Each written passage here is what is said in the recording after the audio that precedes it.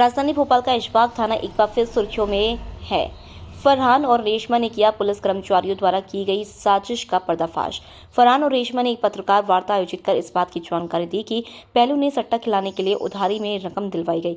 इसके बाद जब उन्होंने कुछ दिनों तक यह कार्य किया तब इस वक्त थाने के थाना प्रभारी और पुलिस कर्मचारी के द्वारा अधिक राशि की मांग की गई तो उन्होंने इस कार्य को करने से मना किया। तब पुलिस कर्मचारियों ने एक साजिश के तहत मादक पदार्थ रखकर एनडीपीएस एक्ट के तहत फरहान पर कार्रवाई की और उसे जेल यात्रा करवा दी गई। अब वह जेल से जमानत पर बाहर आकर पुलिस कर्मचारियों द्वारा की गई करतूत का उन्होंने राजधानी के पत्रकारों के सामने भांडा फोड़ दिया। मैं तो गाड़ी चलाता था आयशर, तो उन्होंने किया कि ये काम चालू कर लो काय के लिए, मेरे पहचान के थे तो मैं इनको दारू वारू बाटल इन लोगों को देता रहता था। पहले तो उनसे ताल्लुकात था, पहले नवाब भाई का चलता था पहले मंडी वालों का, तो उन्होंने ख़त्म कर दिया था।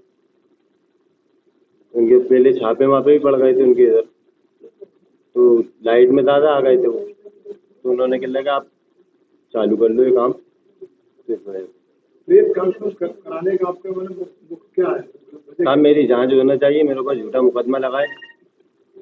वो मेरे को 12 बजे घर से उठाया था, मेरी लड़की गोद में थी, मेरे घर के सामने से मेरे को उठा के ले गए थे। वो पहले वहाँ पर डिसाइड हो रहा था, उन्होंने टीआई साहब से पूछा कि आपको इनको कहाँ लेके जाएं पुलिस वालों ने, तो टीआई साहब ने बोला कि चौकी ले जाओ। तो मेरे को चाली पे बिठाल के ले गए थे, तो वहाँ पर ले जाके मेरे को बिठाल दिया था। फिर शाम के टाइम उन्होंने वो गाड़ी, मेरी वाइफ पहुँच गई थी वहाँ पर।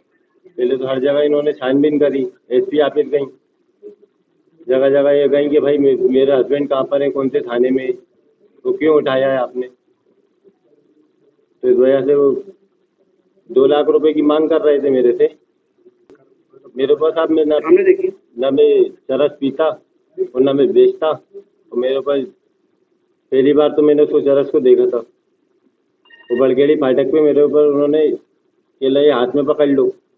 मैंने कहा भाई मैं हाथ में नहीं पकड़ूंगा इसको, मेरी जेबों में हाथ डले हुए थे। तो मंदरे ने मेरी जेब में जैकेट में उन्होंने रख दिया था। कौन थे वो लोग?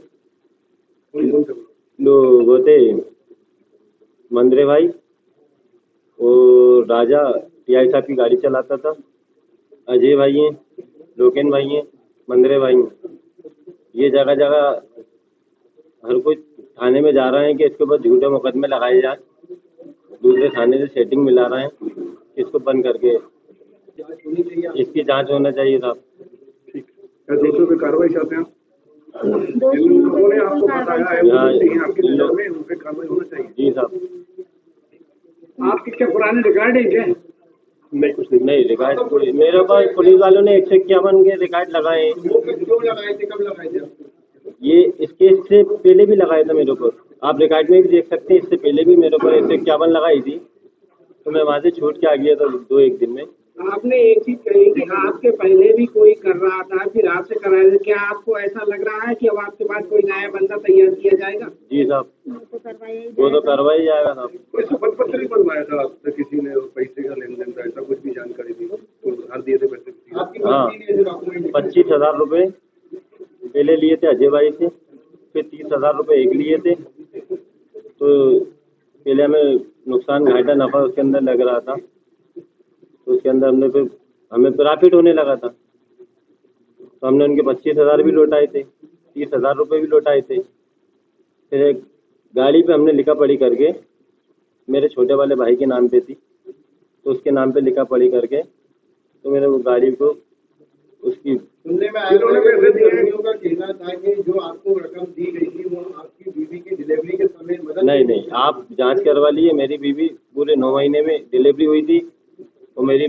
बच्ची अच्छी थी। वो किसने करवाई थी लिखा पढ़ी और कौन थे जिन्होंने आपको पैसे दिए? क्या है वो? अले वो था चार्ली में नरेंद्र लचकेगार और लोकेन भाई के थ्रू पैसे दिए थे। में फिलहाल उसके बाद से अभी पनप रहा है क्या? वहाँ पर मिली भगत चल रही है? वहाँ पर तो सब जगह एजबाग में बीच में बहुत जगह काम बैठ रहा है। फिलहाल की अभी की स्थिति में भी काम बैठ रहा है। हमने वहाँ पर सूचना भी दी थी थाने में 2-3 बार, लेकिन उन्होंने कोई कार्रवाई नहीं की। थाने के जस्ट पीछे काम बैठ रहेगा, लेकिन उन बोल